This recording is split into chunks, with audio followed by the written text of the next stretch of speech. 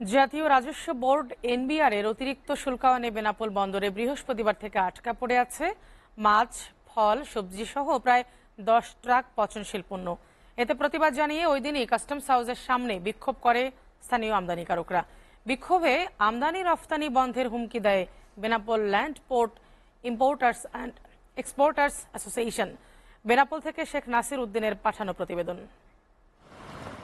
গত 23 জুন জাতীয় রাজস্ব বোর্ডের অভ্যন্তরীণ সভায় আমদানিকৃত শুল্কায়ন সমতা বজায় রাখা এবং ব্যবসায়ীদের সুবিধা নিশ্চিতে মাছ, শুটকি মাছ, টমেটো, পান ও ফলের সঠিক মাপ নির্ধারণে ওজন প্রস্তাব ও সুপারিশ করা হয়, যা বৃহস্পতিবার থেকে কার্যকর করে কাস্টমস।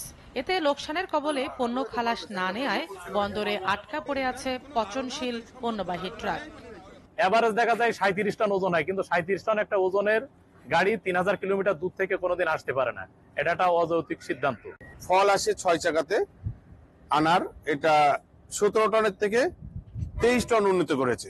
যে মাল আসার কথা তার উপরে মাল ধরেনি বিধায় নতুন নিয়ম চালু করায় আমাদের কাস্টম কর্তৃপক্ষ মালগুলো আটকে রেখেছে।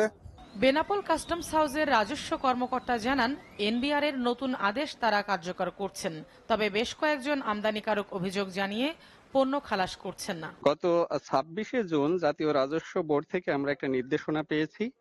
নির্দেশনায় চাকা ভিত্তিক ওজনের কথা বলা আছে।